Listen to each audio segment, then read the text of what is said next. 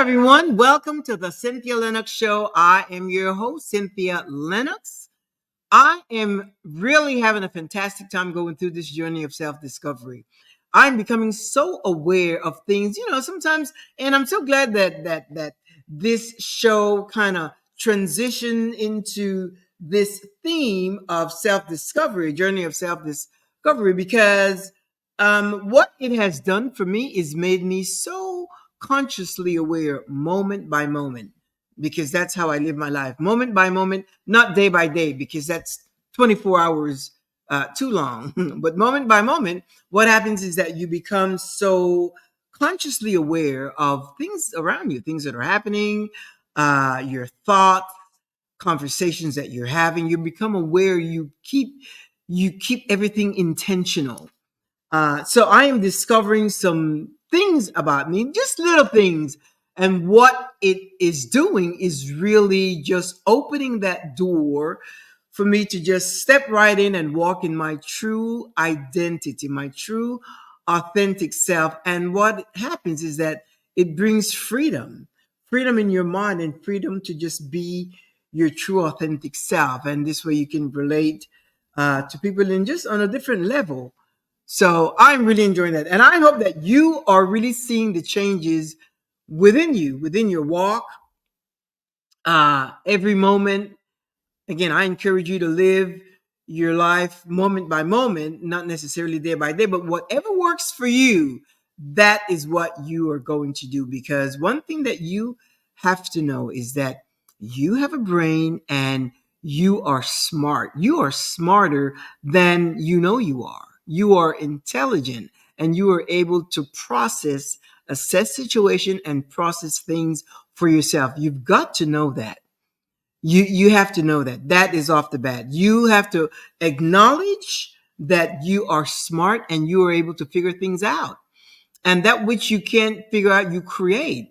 You are able to analyze and assess situation, because what we're talking about now is critical thinking skills. And that is where you are going to start processing things, analyzing situation, and looking at things with critical eyes. You're going to start using reason, logical reason, so that you can assess every situation in your life.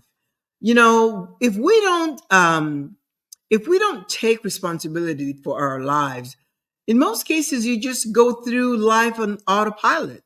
You just live your life day to day, and wait for things to work out. But it doesn't work that way. You have the ability to make things happen, because that's the whole objective. Also, you want to create for yourself the life that you want. Because if you don't do it, guess what's going to happen? You're going to default to the life that happens to you. And you don't want that.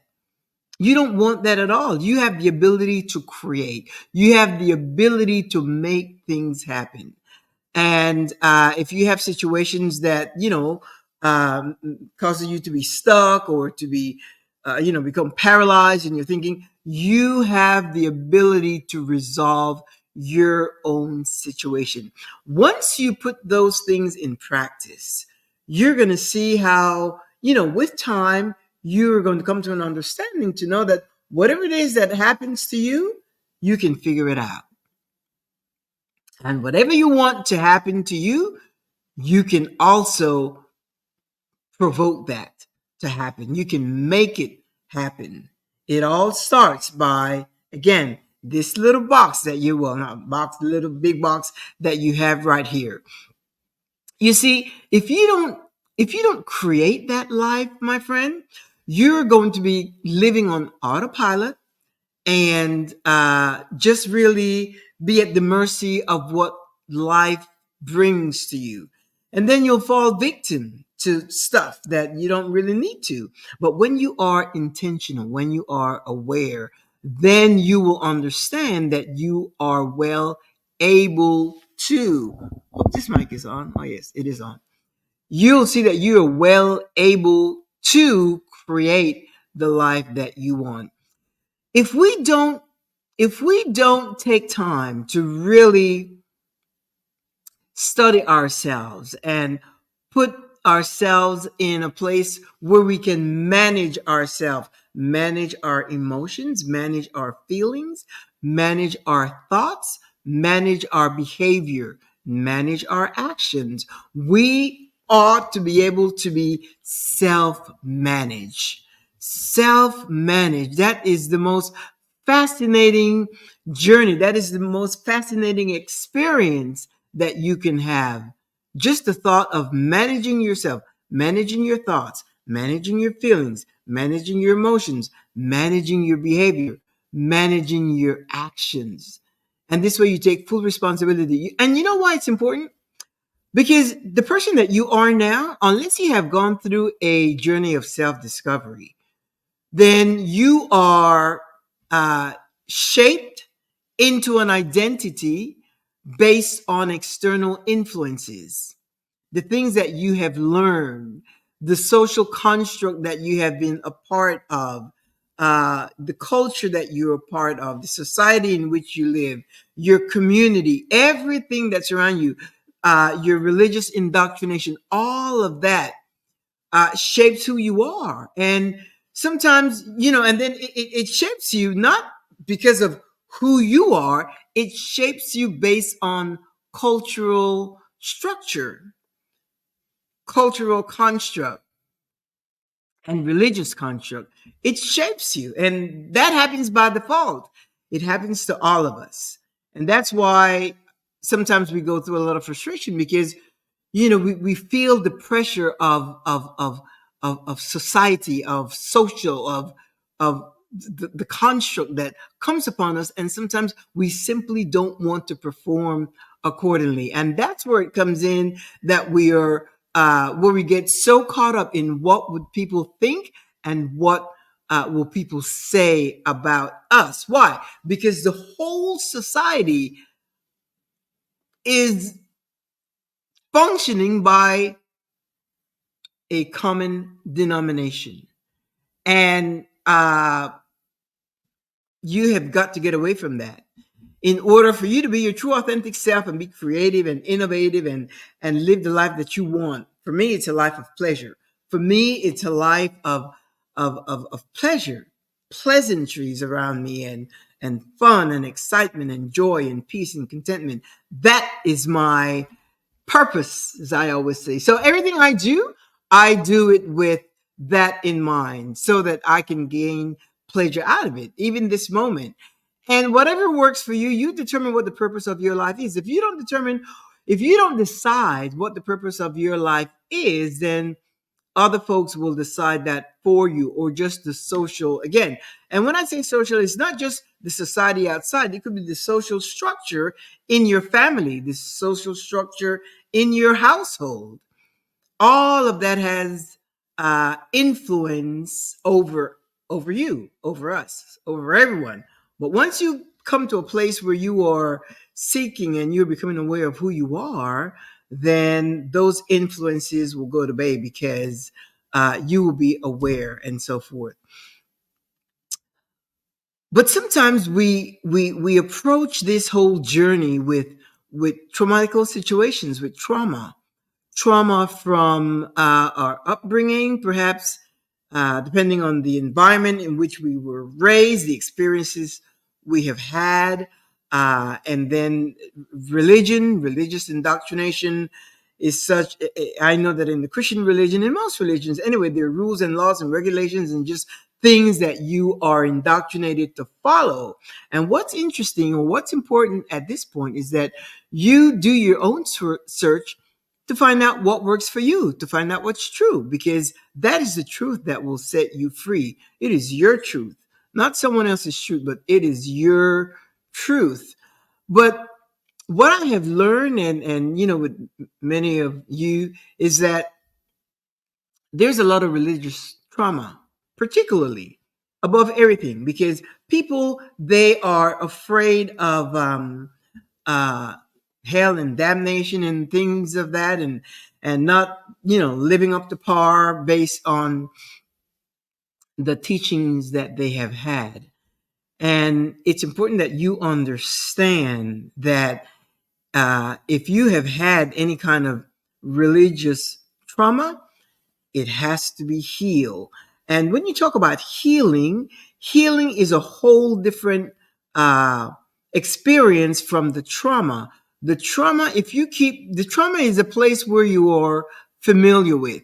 And when I say trauma, I don't mean that something, uh, you know, big and that may have happened.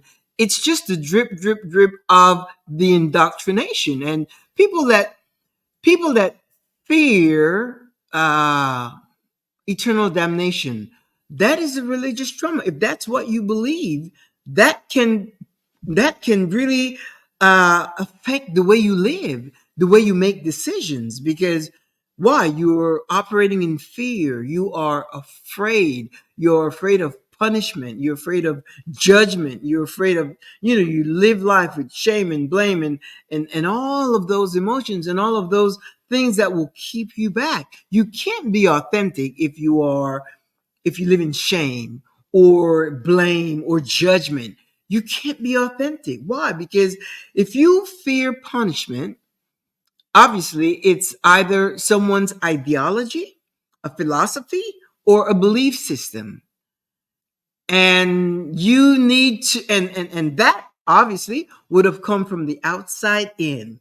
A belief system comes from the outside in, an ideology from the outside in, someone's philosophy from the outside in, a doctrine from the outside in.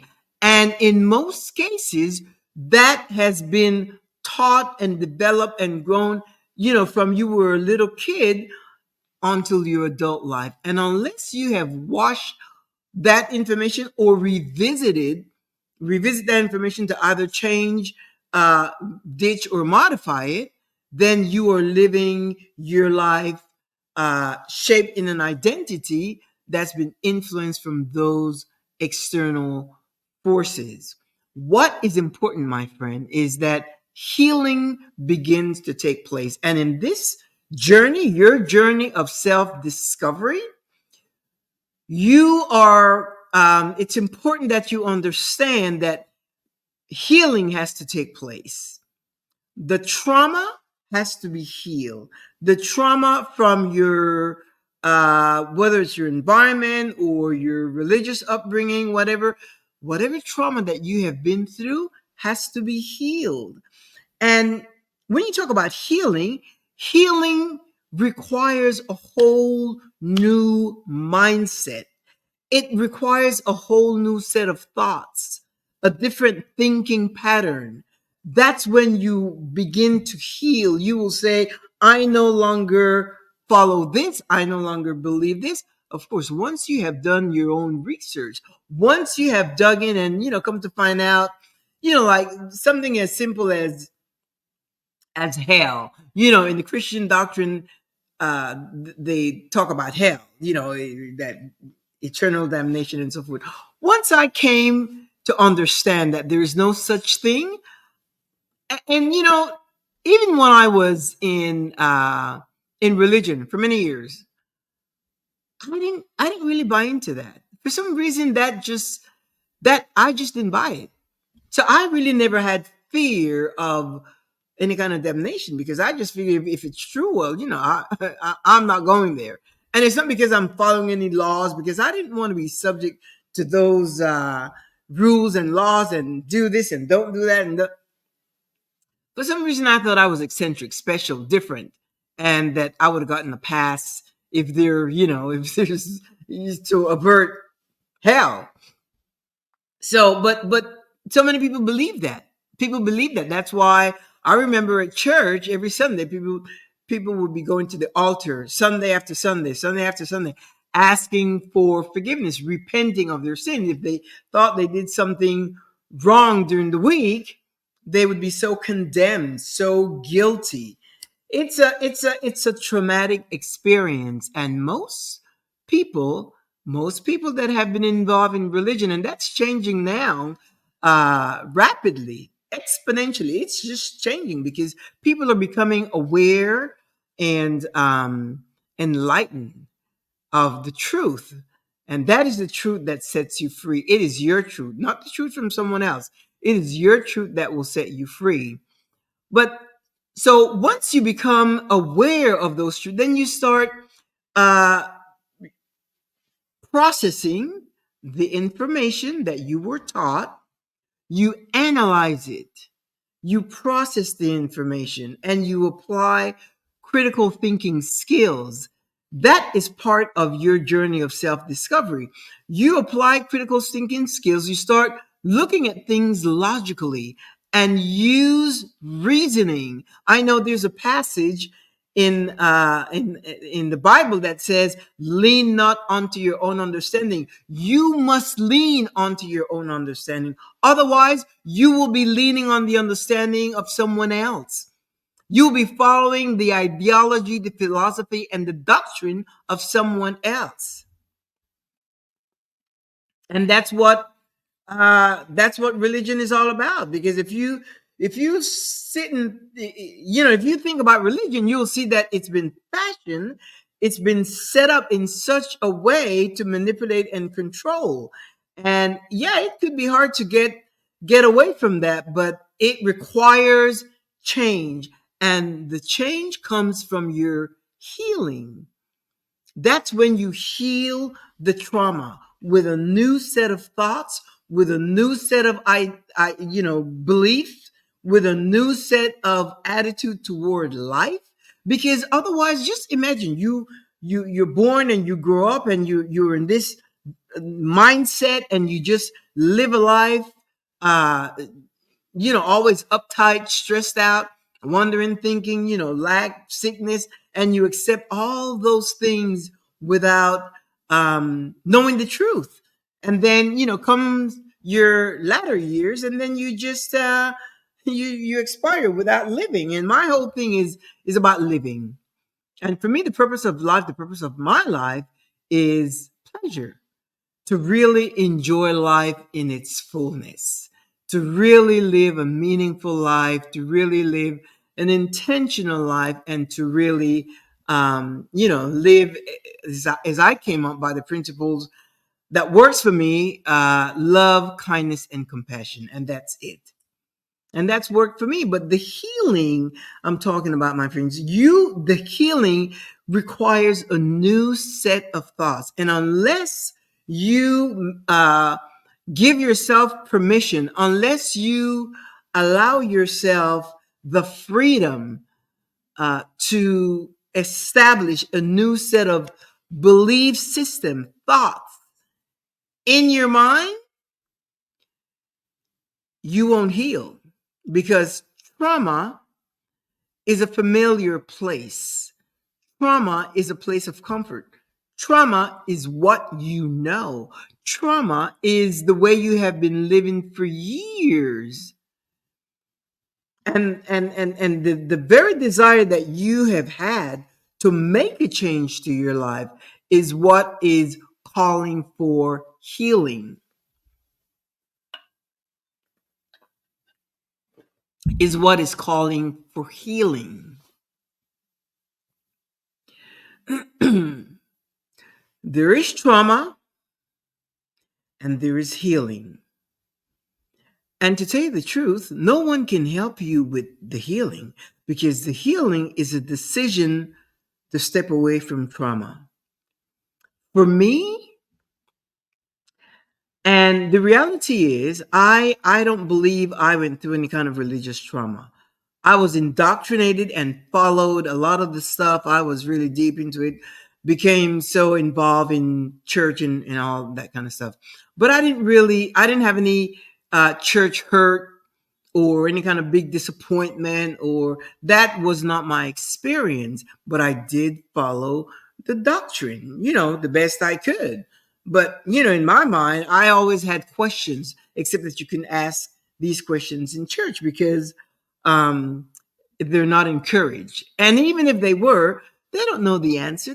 The pastors don't know anything different or better than you. As a matter of fact, pastors, they prepare a sermon. That's why it's always the same thing over and over. They prepare it on Saturday night.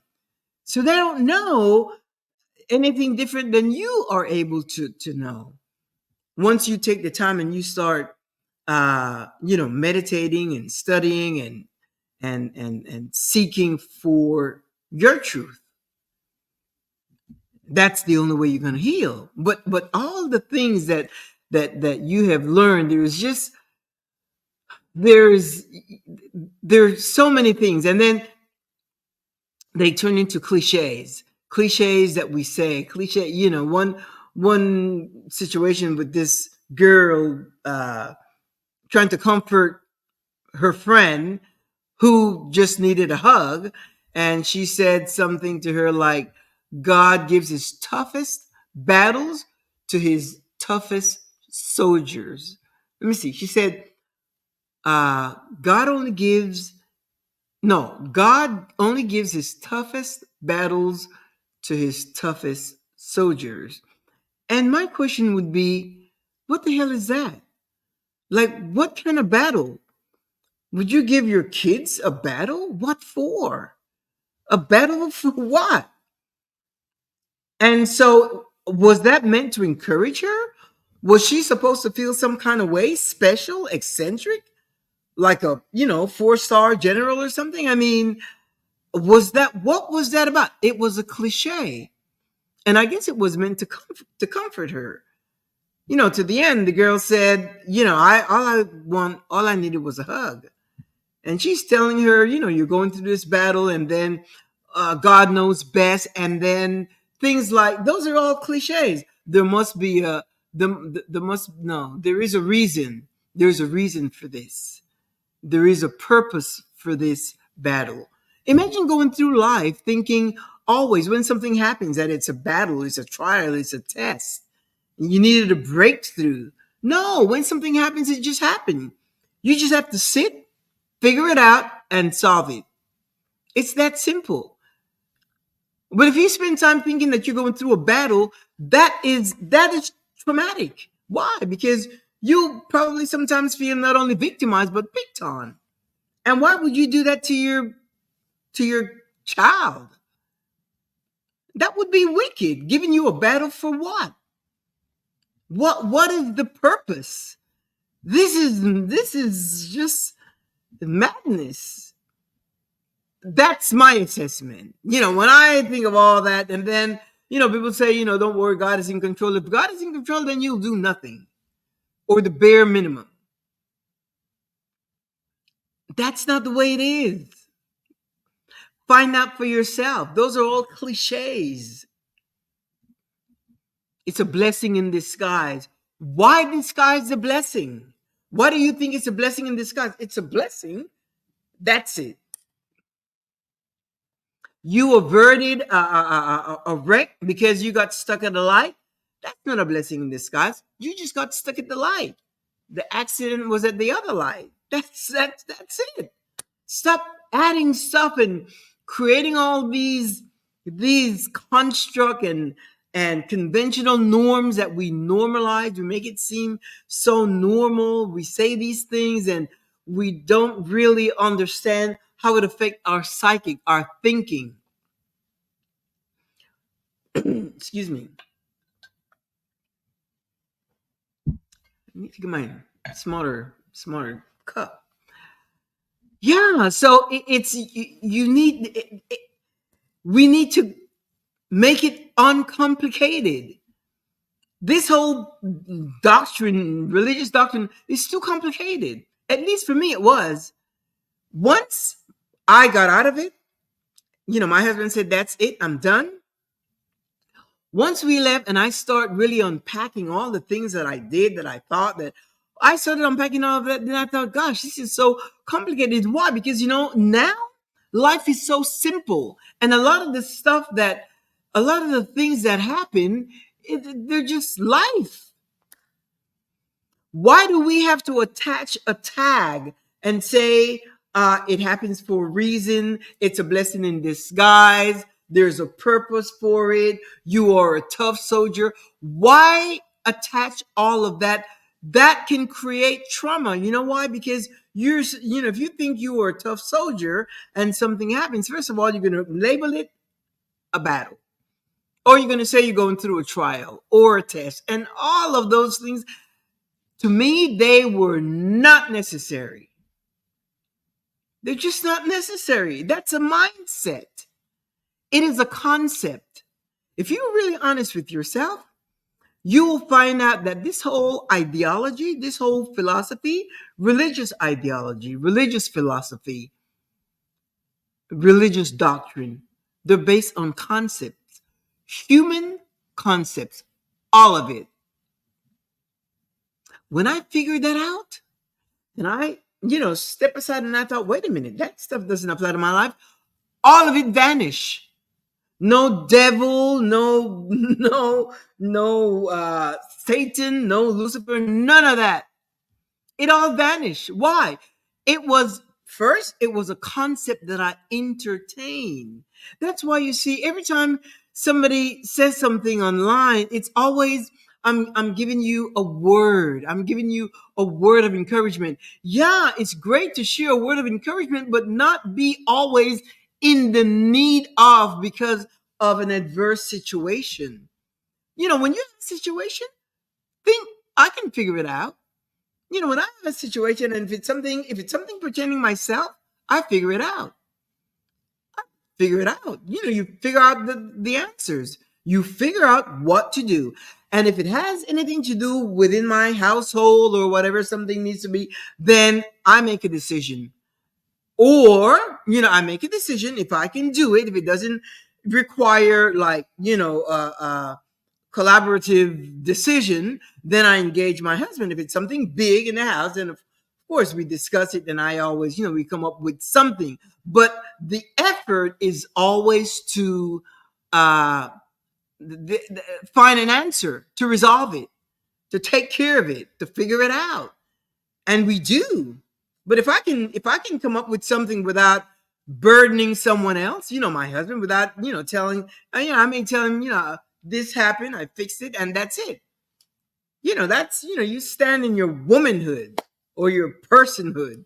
You just make a decision, and it's fascinating because once you decide to use your critical thinking skills and uh, start training those muscles to think, you will see that it becomes easier when you have a situation and you think, well, I'm responsible for this.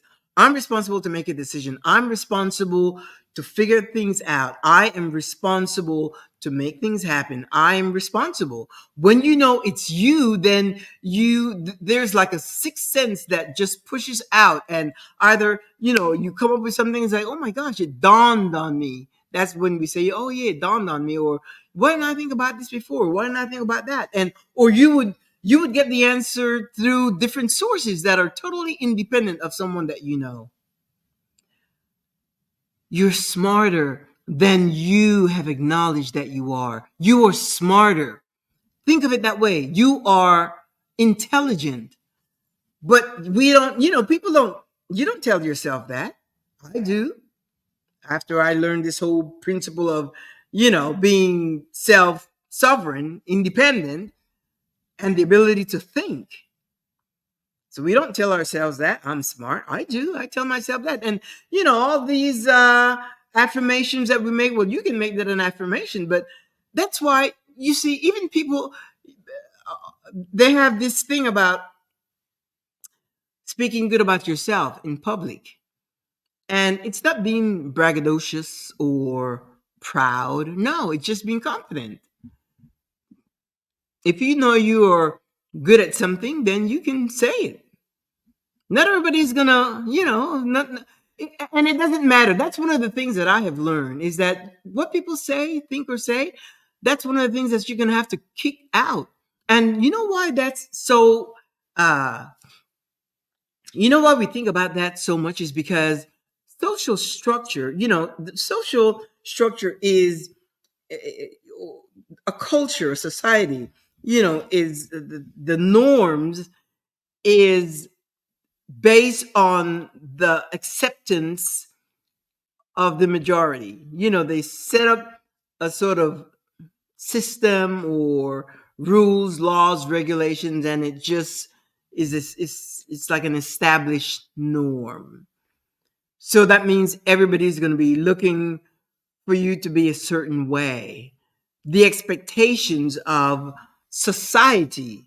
It's kind of getting warm in here. Put this a little cooler. Cement cooler. So it is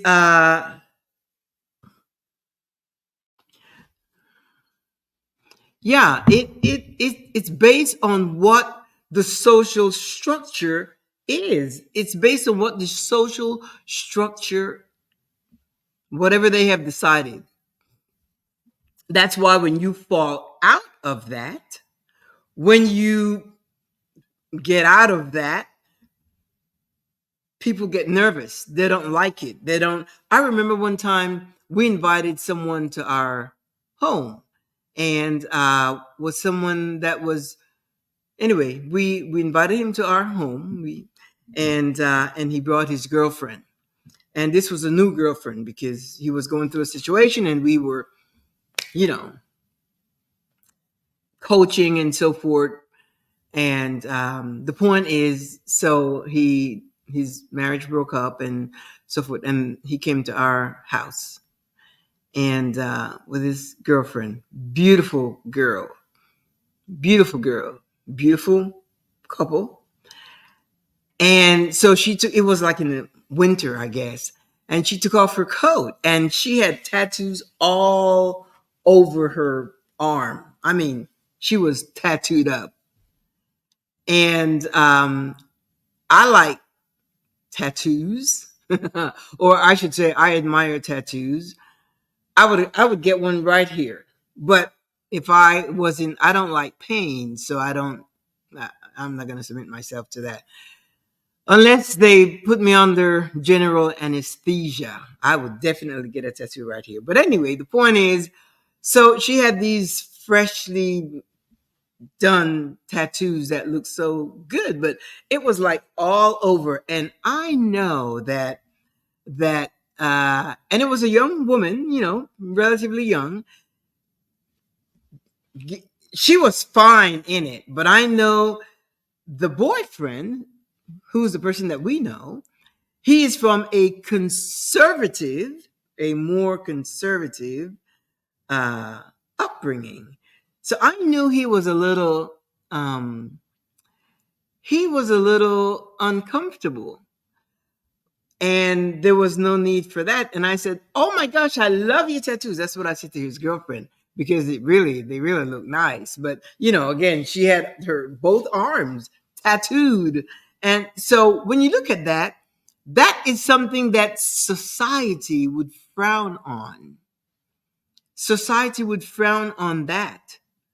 But in my mind, every day, when I see something different that's out of the norm, I practice not becoming alarmed. Like, oh, like what's up with you? I practice that, and I just think, wow, this person is being themselves. There's this person that has all these hooks all over their faces. Now, that's not something that I admire, but what I admire about that is the courage to do it for you if that's what you like. It's not a matter of good or bad, right or wrong, true or false. If that's how you see yourself, if you are comfortable with that, then that is okay for you. May not be okay for me by choice. By choice. That's not what I want to do. I don't want to, you know, that's not what I want to do. But if you want to do that, then you have to be at a place where you feel free to be your true, authentic self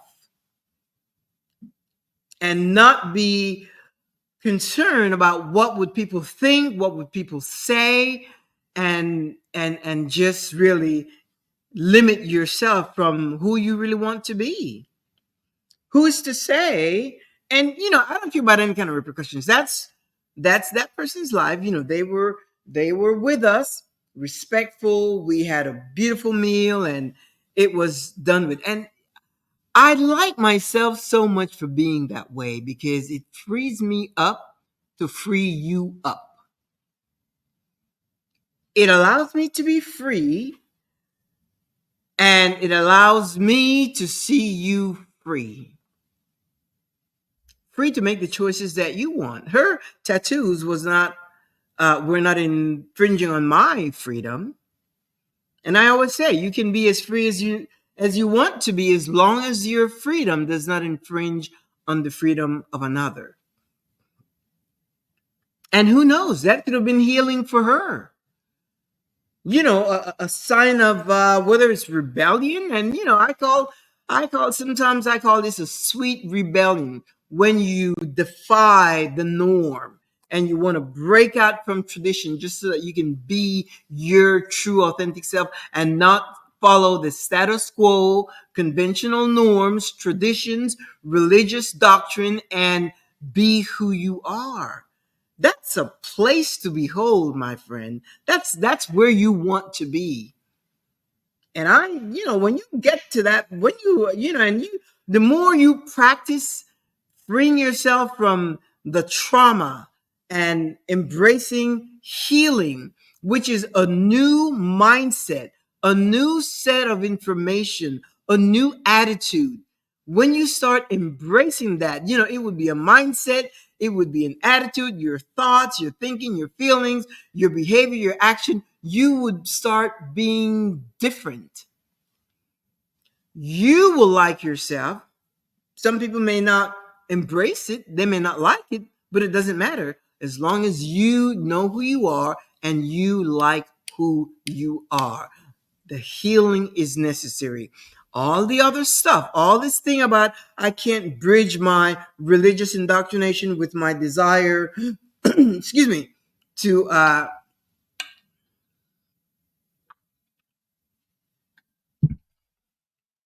with my desire to discover myself, all of that, if you're having a hard time reconciling that and bridging it, something is not right. Because if this were true, then you would not have that that feeling of conflict. You would not feel conflicted. Why? Because truth, where there's truth, truth is truth. That is not your truth. All this stuff over here has turned into trauma. And it's a comfortable place. It's a place that you would stay because it's comfortable. But once you make a decision to change, to cross over, to leave the trauma, and to heal, healing requires a new mindset, a new way of thinking, new set of thoughts. And of course, your thoughts influence your feelings, and your feelings, your emotions, your behavior, your action, all of that. Healing is a new way of seeing things. It's a new way. And when you see it differently, but you're going to have to ditch this. You're going to have to get rid of this.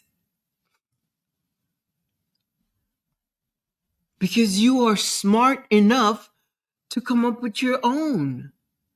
You are smart enough to come up with your own.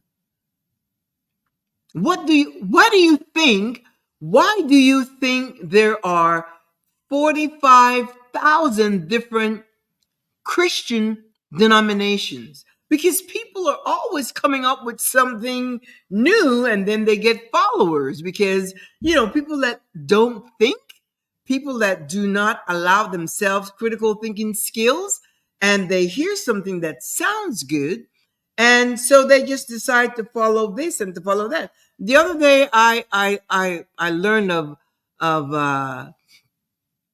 of a ministry. It's called the Rod of Iron Ministries, and I made a note here.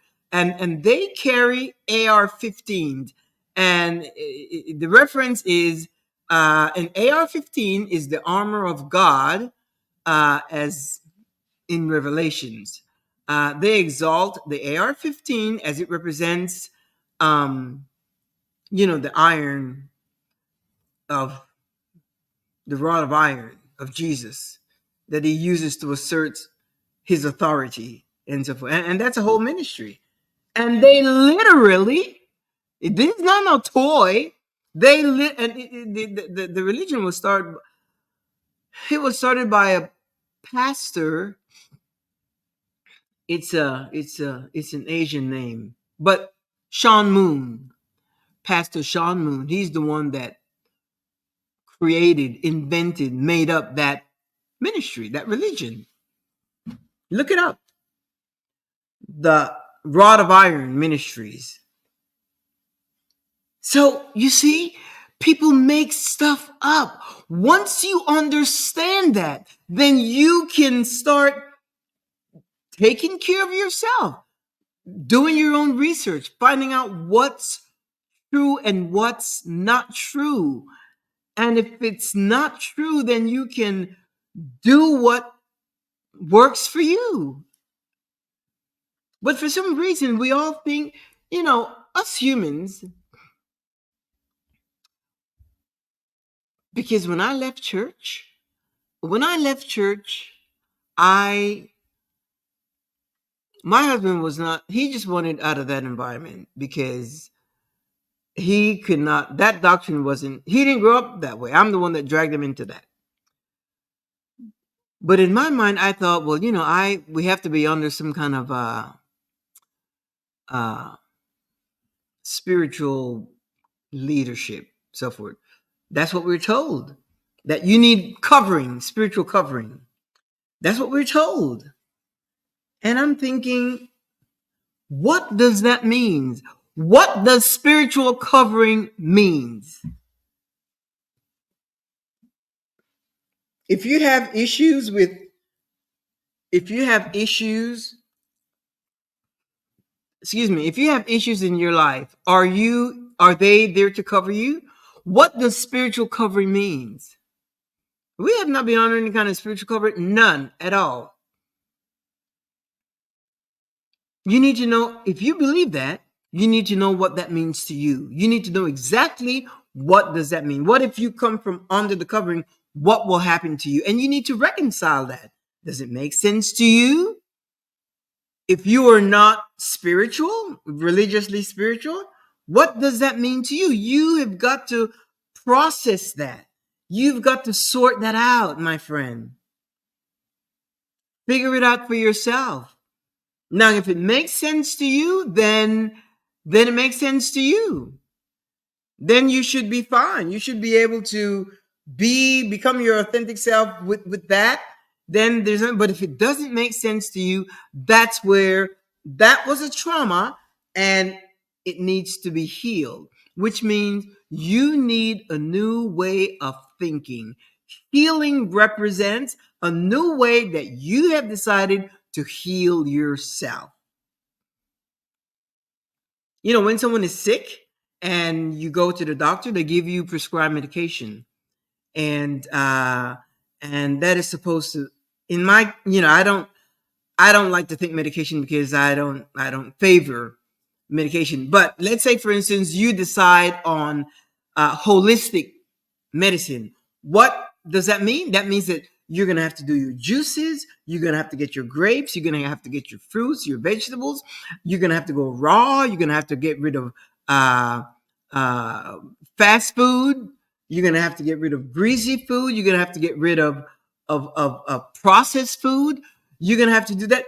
It requires a new mindset, when it comes to your health, because, the body is designed to heal itself. You just have to give it the right nourishment so that it can create an environment that will heal itself, regenerate the cells, rejuvenate the cells, and get rid of the bad cells, repair the damaged cells, and your body. But you're gonna have to give it the right nourishment. The same thing is it with your mind. When you have religious trauma or just trauma from your childhood, you're gonna have to heal from the trauma. And healing represents a new way of thinking, a new path, a new set of ideas, a new a new mindset, a new chip. And once you make that decision, no, I'm not going to follow this, I'm not going to do this. Once you realize it doesn't work for you, once you realize that truth is not yours, once you realize that, you will know that it's not for you. And that's okay. You can't beat up on yourself. You have to know that you're smart. They're not smarter than you. You are smart. You have intuition. You are well able to. You can heal yourself. Now, if you think that you need to go to a therapist or psychologist or a psychotherapist or a coach or whomever, they can also help you with your healing. You know, there are ways, there are design ways to help you by coaching you and help you with that. And I would encourage you to do that. Get the healing for your sake. Or you could do it on your own by making a decision. But not everyone is, you know, there's always guilt, shame, blame that's dragged through, people drag through with them when you're coming out of trauma, whether it's trauma from growing up or trauma. You know, when I was growing up, I've shared before, my dad was a great provider, but he wasn't the best example of a husband. And for me, it served as a blueprint of what not to accept, what I would not accept. And that was so seared in my mind that it was like a no. Well, you know, it took me a while. I shouldn't say a while, but I knew what I would not tolerate. I just knew it.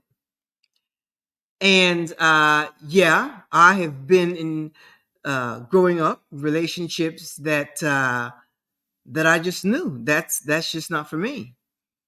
And ended those relationships. And fortunately, you know, I met my amazing husband that is perfect for me without even having to explain or give any kind of details. No, I just knew it.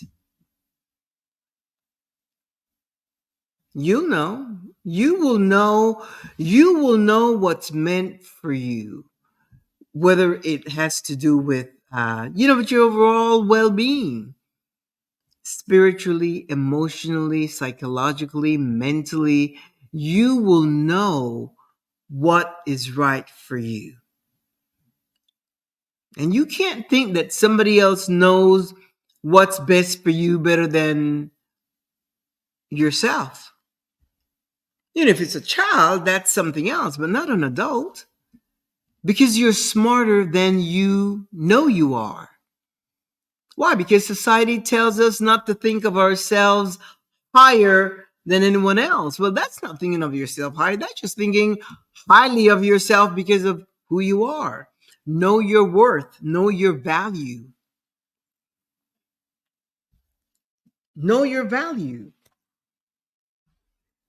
And if what you know or what you do is governed by fear, fear of this, fear of hell, fear of offending, fear of punishment, fear of all that, then again, something is radically not right. Anything, anytime, you know, I feel fear over something, you know, something or whatever, I, you know, I pause and I meditate and I try to figure out where it's coming from. Where is that coming from? And then I try to resolve it. I try to figure it out and then I try to resolve it. And sometimes it doesn't even make any sense. It's like, why are you feeling so apprehensive? Why are you feeling so, yeah,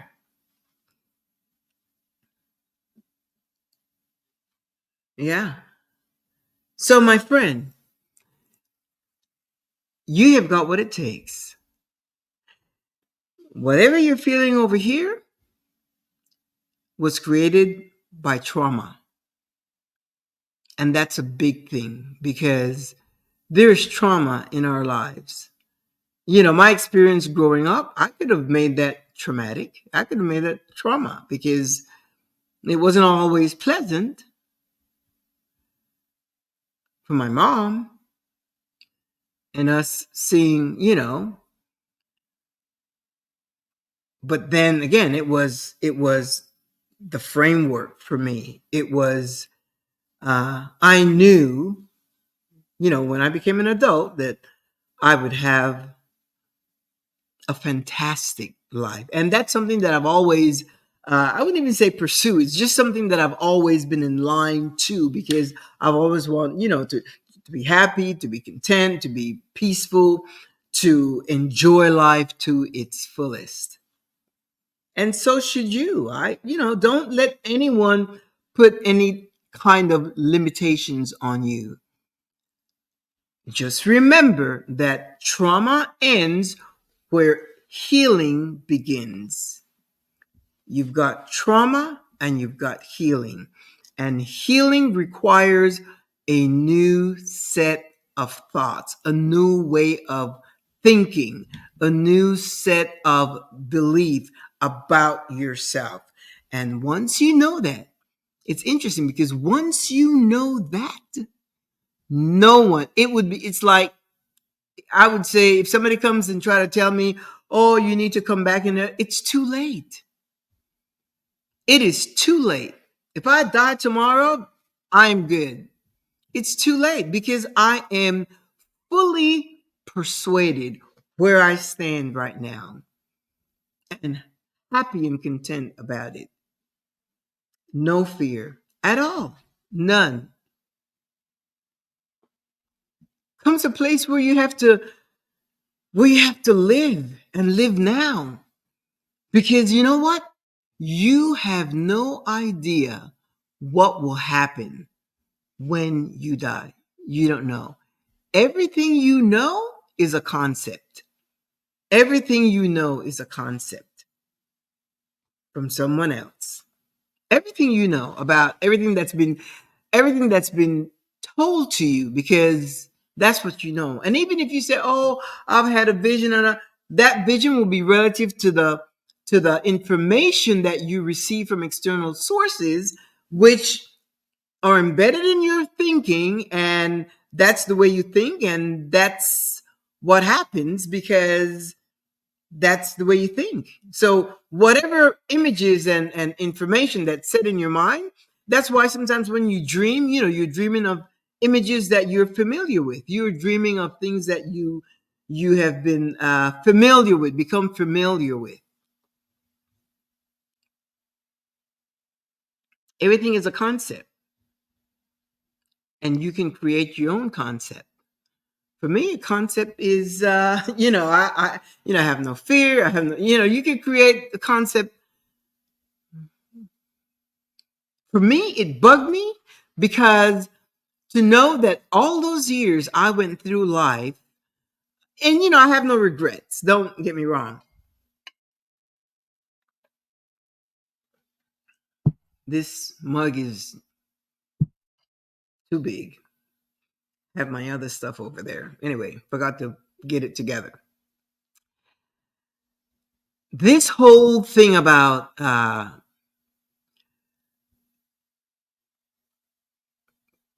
concept, it comes from someone else.